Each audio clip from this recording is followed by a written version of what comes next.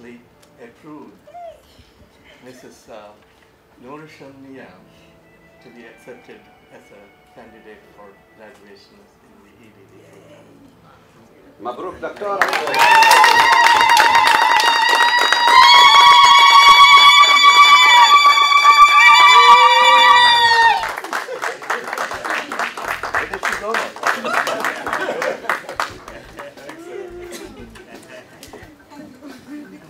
Thank you so much. Thank you. والله إذا ما كتبتها الفلسطينيين ولا رجال. مبروك مبروك مبروك. مبروك مبروك مبروك مبروك شكرا مبروك.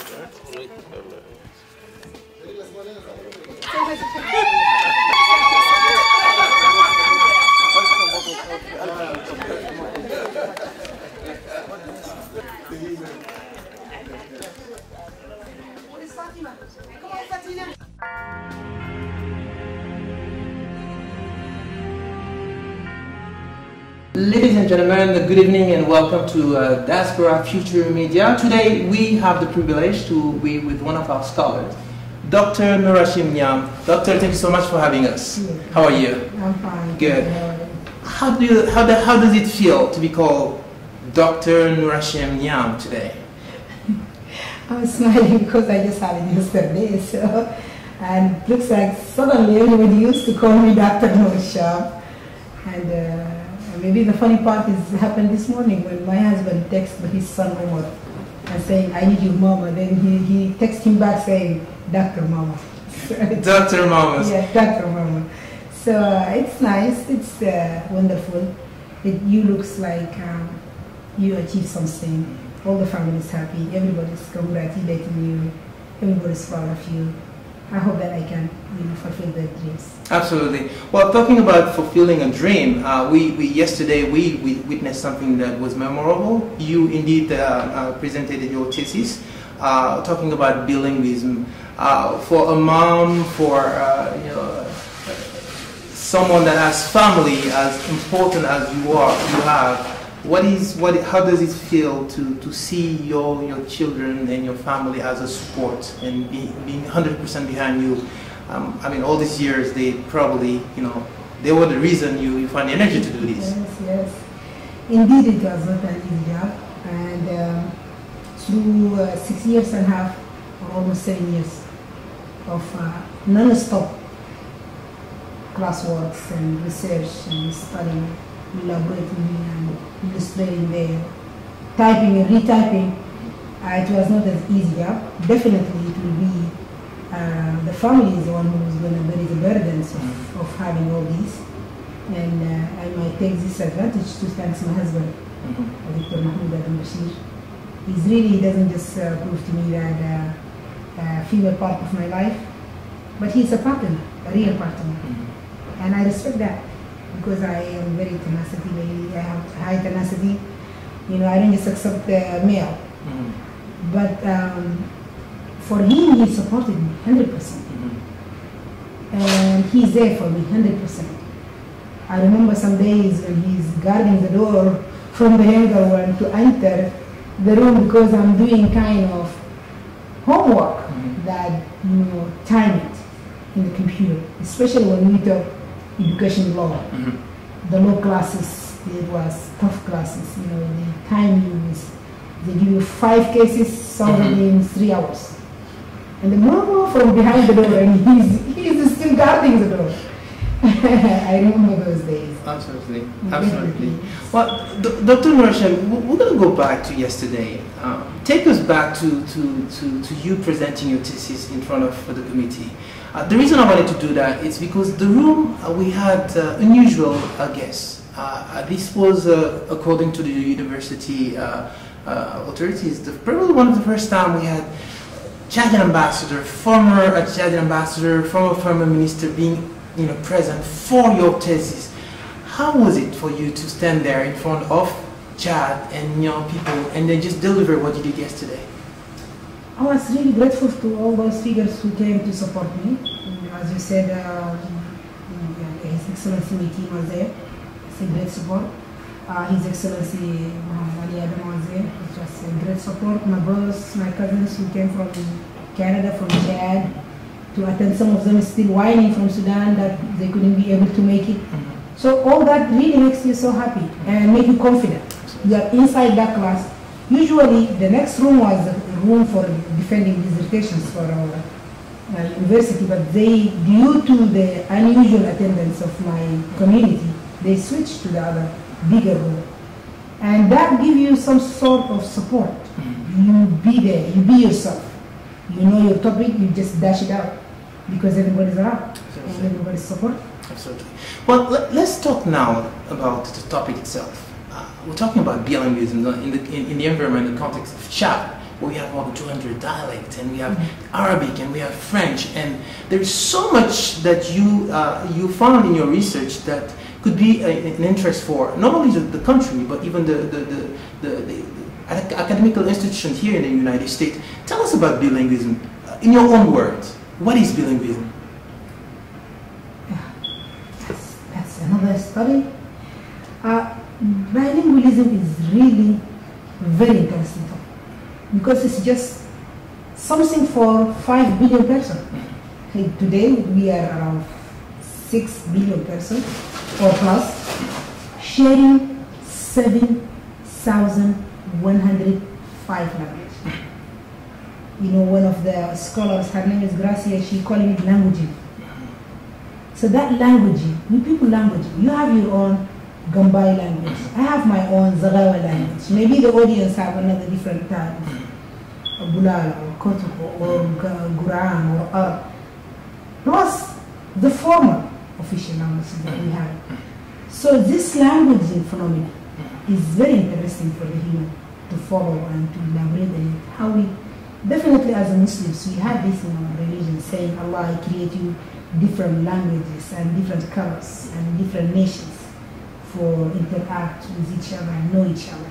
So when you examine this phenomenon, it's very interesting. And for me, it attracted my attention earlier in the early 90s when I was just a young graduate that come to Chad, and this is my country and I want to serve it and to do a lot of dreams.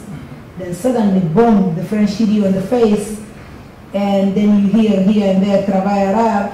So you really feel bad. What's going on? I'm graduate from university. I have this, degree, and you have just nothing just because that phenomena is just there.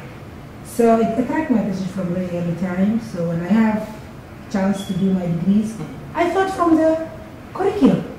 Maybe the French graduates are doing something bigger or higher that makes them so special, that makes them travail français, So when I have the chance to do my master's degree, I tackled that topic.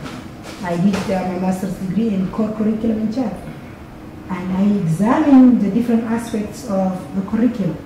And to my astonishing that we don't have national curriculum that might include everybody. Dr. Nouracham, I'm going to take you on that one. I know yesterday you made a strong case for first of all, you acknowledged the effort the government is doing as far as education and putting the resources there. But the problematic that you were making, case that you were making, was about bilingualism, French and Arabic.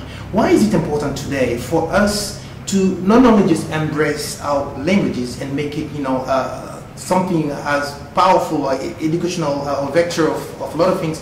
How important is it for you today to make that case for Chad, for bilingualism? Do you think it's possible? Do you think people are ready for it? What is actually the challenge? Why bilingualism is not as effective as we may wish? Actually, we can tackle that article from 2 points. National point and international point. From international point, globalization is reality today. People are doing business with China, Chinese willing the Chinese oil, Americans with English, they want the Chinese oil, French with their English, they want the Chinese oil. Maybe the Italian tomorrow, they are going to come with the Italians. So this globalization is reality, and the more the world became small village, the more this topic will become even more important. Second thing, the masses of communication. Look at the kids when they're playing all these different games. Go to your cable and try to go through the channels, how many languages you can hear. It's a reality that people talking these languages. So getting the language, knowing the language is becoming important, definitely. The existence of the European languages. Nobody can deny that. The English is dominating, French is dominating most of the world. It's not only Czech, but the United States of America is speaking English because English came from Britain. So all this existence or the reality of these European languages, it's unavoidable. Also the migration, another factor that nobody can deny that. Today, especially today, with the instability that around the world, in the Arab world, in the Islamic world, in the African world, in the world as well. People are moving left and right, to also, to the, if we come back to the national level, for Chad, for example, it's a reality also. As you said, there is over 200 ethnicies speaking over 120 local languages. To avoid, because everybody has to feel comfort in his own country. So the Chadians, they are there. The majority of the Chadians, at least the language for education. If you go to the language, if you cannot speak the Gawa formally, Bangambai formally, Quran formally, Kotoko formally, so at least we can agree upon official languages.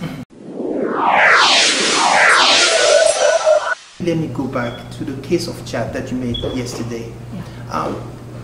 Chad has been front and center as far as encouraging bilingualism. If you look at even the official documents, you use the transcript. There's Arabic, there's French. So there is actually a goodwill of the authorities to make that a reality. Can you take us a little bit in your research and tell us what should happen for bilingualism in Chad to become something, more than just a language that we're sharing, but a vector or something that allows development in economics? What are the areas? And I think you talked also about education and the need to have a long-term, program and long-term structures and institutions in place to carry that program along. Can you just take us back into your research? You actually loading me a lot of questions in one time. I don't know how I can even, in this hurry, to cover all that. But actually, for Chad case, through the history, we did a lot of literature review. The literature review showing us that Chad went through different steps to realize these important aspects. For example, in 1962, the policy in 1962 made Arabic optional. And this is only 2 years after the independence. That means the new state very early realized that the reality of Chad, that Arabic with its deep roots is there, and French is not going anywhere. So they have to deal with this situation. So they make it optional. The policy of 1978, when they realized more the importance of having both languages together, they make it compulsory. They further, Chad realized even more that there is no avoidable way to avoid this situation of Arabic is there and French is not going anywhere. So what they did is they make it part of the constitution. Article 9 says clearly, Chad is bilingual country. And probably this president, Idris Deby now, he realized this reality because we following him through different steps that he takes to realize this fact. In his speech, I remember the events that my husband told me that took place in Sar. He was there when that one of the sisters there, she's outstanding figure in the Arabic speaking group, and it looks like the people are not paying more attention when she started talking, and then the president get mad for that, and he stand and he addressed her, and he really appealed to the Arabic speaking group that this issue is important for you. For some reason, these people realize that this president, with the way he taking steps towards realizing this reality, might be the best chance for them to have this issue, to realize it in the reality way. One of the reasons for me even to tackle this article in this time, bilingualism in Chad, try to institutionalization that, and I investigate the desirability, the appropriateness, the visibility of this important phenomena in Chad, is that there is somebody has will to do it. The president has will to do it. And believe me, if he did it, that's the biggest achievement he can do it for Chad. Dr. Nuracham, we have a leader that has the vision to make that a reality. But in your research, you also have samplings that shows perhaps people are lingering or people are moving in that direction. Can you tell us, is bilingualism today something that people are looking forward to it, are committed to it, are understanding the importance? You talk about the lady that was talking that obviously nobody listened because there's some cliches. When you talk in different language that is not French or official language, people may feel that you're not knowledgeable or you don't have an education, things like that. But that's not true. We know that Arabic has been a very, very rich, enriching language. So do you think it's something that is desirable in Chad today, the bilingualism, based on your research? One of the strong recommendations that we found in this research is that bilingualism is very desirable in the Chadians' eyes.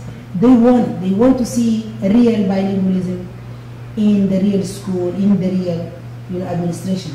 But I cannot deny that when we come to apply this phenomena, it takes more than one leader to do it. It takes more than one person to do it. It's not an individual effort that can achieve this bilingualism, but it's a group effort. The whole administration, you have to move the whole system into it. You have to, the Minister of the Finance has to apply this bilingualism 100%. In a way that the leader, the one in the, for example, the Minister of the Finance has to be bilingual. Somehow, somewhere. He can say, oh, I don't know Arabic. Oh, when I came to Chad, I don't know French. But they sent you to France for 6 months, you come back speaking French. Okay, then you need to go to Saudi Arabia or somewhere to learn Arabic and come back speaking Arabic. In order for you to be leading this important section. The Minister of Foreign Affairs, we are luckily now we have one that he's bilingualism. The Prime Minister, because the leader need to push these people and put rules, put policies. Will by itself is never going to work. But if there is will, as the Americans say, if there is will, there is way. The whole system has to move towards bilingualism. It's starting with the top. The president wanted, okay, now force it on the others. Not only few papers, when I come to demand some, because I'm speaking Arabic, they forwarded me some papers, but no. Make the minister of, for example, X administration, speak both languages, not only speaking it. For example, for the time being, speaking it, a little bit writing it, acceptable. The way je parle français maintenant, je parle, j'écris, je lis. The same way, they force me to learn it. Yes. The same way, if you force them, they learn Arabic. Yeah, but this is my own view. I may be wrong, and correct me, please. But the beauty of Africa in general, in Chad or any other country, is the diversity that we have. Yep. Even we're talking about the language. In Chad, you have more than 100 languages. Yep. So today is Arabic. Tomorrow is going to be Zakawa, is going to be Gore, is going to be another ethnic or another language. Yep. So how do you think we should, of course, address the Arabic issue, because it's a reality that we cannot avoid, without also marginalizing the other languages? What do you think we should do to, okay, embrace what is today a necessity, but also keep the door or keep the other languages as important? Because I believe in having all the languages equally important, equal in the development of the country. Actually, it's also through the literature. We find that a lot of other African countries, that they try more than one language. Niger has more than 10 languages, local languages. Ethiopia has 17 languages, formal languages. South Africa has 12. When we talk bilingualism, in case of this study, it's 2 languages, French and Arabic. But if we open it, France, for example, Canada, French and English, But you know, when you talk about bilingualism in Ethiopia, you're talking about 17 languages. In Niger of 10 languages. Mozambique, 6 languages. South Africa, 12 languages. So how we can accommodate the other languages with official languages might be another study that needs further, you know, collecting data and analyzing and elaborating it. But for the time being, as something that we have it, even the first step we didn't took it properly. We see the president want to have that bilingualism. He did it personally. He speak. When he come to embassy here, I like that he says shukran in Arabic. You know, he turned towards me and he said shukran. Oh my God. As if he said something a lot. He said it in Arabic. That indicates to me that he really is not shying away from this language. He's showing that he's my leader equally, that he's your leader. And I like that. I embrace that. I support him for that. Then, if the president is willful now, he needs to put that will on the others. Because the others are following his steps. Oh, okay, when he is around, he came into effort. But when he's away, come on, Safa. So then he has to show them that no, there is no common Safa and in behind me, with me, came into effort, behind me, common Safa. But with me or behind me, both of them, common Safa is not going anywhere, and he came into effort is not going anywhere. So he has to force those people by putting the policies in place. That's in the administration level. Education level, which is the more important for me, because this is the future of the generation to come. This is the more important for me. The youngsters who are still in their way up, they have to learn both languages. And the models that are provided in this study is going to make shortcut for the Chadian administration to achieve this bilingualism using no time. Because America produced 5 models. Maybe the most famous one is the ESL, English as second language. I really prefer for Chad the 2 ways model. Why the 2 ways model? Because in the 2 ways model, it makes the French target language for the Arabic speaking students. Why it makes the French is target language for the Arabic speaking students. So within no time, in the French schools, they learn in Arabic. In the Arabic schools, they learn in French. Just give the child 5 years to 8. That's the scholar people idea. 5 to 8 years, everybody is speaking the same language. I know French perfectly, and you know Arabic perfectly. And then we don't have any problem over there. Because in that way, you fill the gap, and when you fill the gap, really the development, the process, the going forward is coming. Yeah. And avoiding problems also. Absolutely. Dr. Nouracham, in your presentation, I think one of the recommendations, the strong recommendation that you made, and you touched that a few minutes ago, talking about policies, the need of implementing strong policies, and giving the leaders the leverage to implement those policies. What is the difficulty that you can see, because we talk about ministers not being in place long time enough to kind of like carry the policies, the disconnect sometimes, you have to restart from scratch, and that is perhaps an area that in your recommendation I was widely appreciated, or people took notice of it when you talk about it. Can you just take us back and maybe clarify that for us? It was one of the recommendations that I hope Chad implemented, because it helps my country to go forward. Chad has 2 or 3 problems of realizing this bilingualism in reality. The most important one, executing the existing policies. We have the policies now, 62, 78, 96. So the policies are there, part of the constitution. Imagine something part of the constitution. It's supposed to be unnegotiable. No question on it. It's just reality. But still we are struggling to achieve that one. Then we have a problem of execution. The stability on the Ministry of Education is one of the problems. Maybe it will going to be for future. Why? Because, for example, if we see the education administration, for example, let's say 2008 to today, probably 11 ministers have been changed. The different ministers. Just when you put education and then you bring them all, around 11 have been changed. All the educational scholars, they agreed that in order for the educational leader to put vision, to articulate that vision, to implement that vision, to steward that vision, it needs a certain time. 5 to 8 is the recommended time. But let us say, even if it is not reality in our world, let's give him some time to put some vision. Examine that vision, what he wants to do for his education. And then give him the enough means to achieve that. The third problem maybe for child is the visibility. We need audit system also. Because when the minister comes, honestly talking, minister come and he move, then the next one come, he doesn't know what the first one did.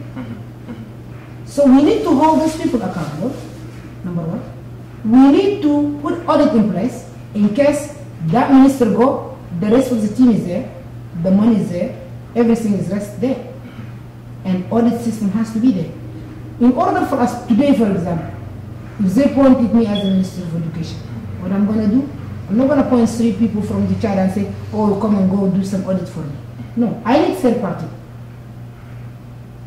I need neutral third partner that has no interest on giving me money or giving my administration money to guard that money before I put even the vision or whatever it is. While I'm dealing with this third partner, I train my own auditors because auditing itself is another field and another world and another knowledge. But we need it in place so we can really move forward and keep some educational money for education, building schools, creating curriculums, bringing the textbook, financing and training the teachers, human resources, recruiting kids. It's a lot of job to be done. Following up, seeing if it takes place, elaborate on it, hold them accountable. It's a whole, it's how many schools in Chad we have, how many headmasters we have, how much budget for each one, because each place might be different. The schooling fire the needs for the schooling fire might be totally different than the needs inside. Absolutely. Dr. Nouracham, we're probably going to wrap up this interview, but for someone that has a background in education and training and teacher at university and volunteering teacher and has a good reading of the education world, and we talk about policies that need to be put in place, but also there's another aspect that I think it's equally important, is the training of the teachers, investing on those educators, investing on those professors and linguists and people that can allow the policy to go forward. How do you see that? What is the step that today, if you had the opportunity to do, would be a must? One of the things that is really hard in the earth is to teach. You can be a doctor, you can be an engineer, you can be any other job.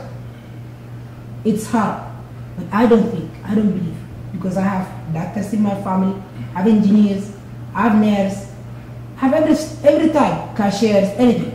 But I don't see harder than teaching, because teaching is not just, hey, write down and read. No, you dealing with the human as general, which is emotional, turning him into somebody that discovering his potentials and moving from being only Arabic speaking to speaking French and learning from only French speaking to Arabic loving person.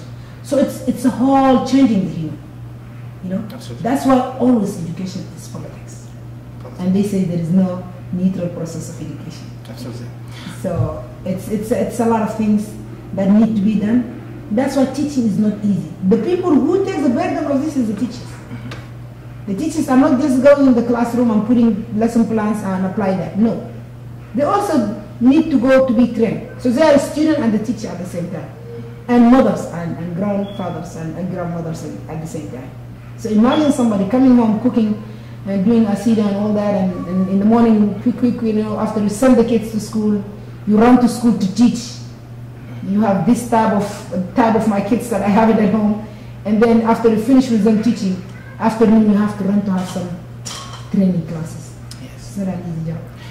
Dr. Nouracham, we are almost at the end of this interview, but I will not finish this interview without going back to yesterday. Yep. I think there's a picture, there's an image that everybody noticed that captured the attention. Your young daughter was there. Fatima, yes. Fatima was there, and when you had when they confirmed you as a doctor and everything was over, the first person that you called was, "Where is my daughter?" Yeah. Why is it important for you why was it important for you to have your daughter right there? Oh my God, that's emotional. Actually, I know as a reality that the kids follow most of the time the parents' steps if they like it. I try through my life to make it education is normal process. It's not going to end up in high school or university. See, mama with six kids, she did her master's degree. With 9 kids, she did her doctorate degree. So education, we don't tie education to a certain time frame. I want to teach her that you might marry early, but don't stop. You might have kids, but don't stop. You might have some difficulties of raising families and dealing with guests and all those bad stuff, but don't give up. Because giving up is going backwards. And most of the time, the female is the one who's paying this backup place. Because the boys have, mashallah, 7 boys. I'm sure that there is a lady cooking for them and cleaning for them, and they go be, whatever they're going to be. And then in the morning, have a shower, put your jacket and go to work. But the girls are the one who have to clean up after they mess and then go to work. Still, I insist for her, hey, look at your mom, she did it. You can make it. Don't give up at all. I think the image of your daughter symbolizes the image of thousands, millions of young Chadian. And that's actually, I really want to pass it to every lady in Chad and through the world, because when we come to this earth, it's not our choice to be male or female, but it's our choice to be what we want to be. You can be female and you accept, oh my God, I have 9 kids and a wife of ambassador and I have a lot I have to do. And you can end up here, or you can say, oh no, I have to do something that this is not enough. I can aim higher and push harder to do something positive for me. Or you have to push, because that's the challenge we have. Just you have to push. Any lady in Chad, she has to financially be independent. So at least she can be, most of the sisters that I talk to, and this is reality I live into, they say, Wallahi, if they have the financial independence, they be in better positions than today. Okay, then make it happen. So you can be independent. Then you always running behind the man, because sometimes loving him, sometimes because you're fearing from him. Absolutely. So I'm trying to fear myself, my daughter, and the other females from the fearless to the independence. And I'm sure there's power into that image. There's power into what you did yesterday. And I'm convinced thousands and millions of young Chadian girls are in that situation where they're looking for role models. They're looking for mom, they're looking for aunt or grandma. And the very positive note in all of that is that we realize today that women in Chad are taking the stage on the leading role. We have the first very powerful and strong First Lady advocating in different areas. We have scholars like you pushing for educations. We have the future generations watching. I just have it yesterday. Thank you so much for that. But I believe there is a lot of ladies ahead of me. That's I learned from them. But it's not an easy job to be a mother, to be a wife, and then to seek education. But it should be. There is no way out. You should go through it. There's no way out. I think that's a very powerful way to end this interview. I will kindly let you wrap up this. What is the future for Dr. Nouracham Niam? I just need like 3 days of sleeping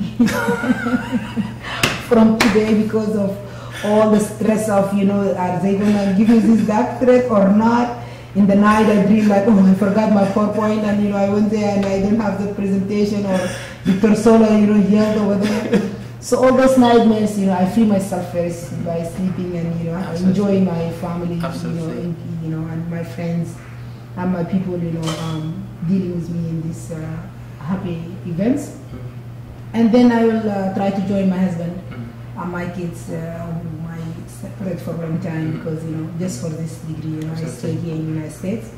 And also, I need to thank some friends that I have here in the US.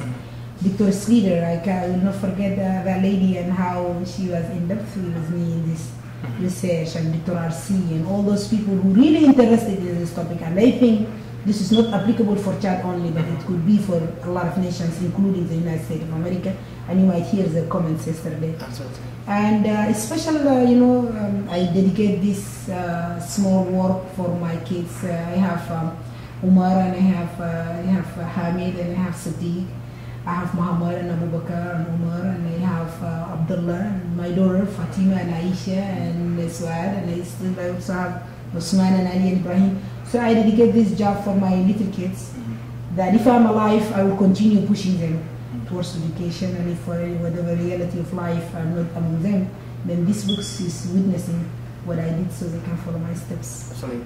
Dr. Nouracham, thank you so much. And of course, shukran. Merci. You're welcome. Alors, this was Gore by Children here in Washington with Dr. Nouracham Niam. She presented her thesis, talking about building in Chad. It was a pleasure having her and taking the time to talk. So thank you so much, and stay tuned with Diaspora Future Media.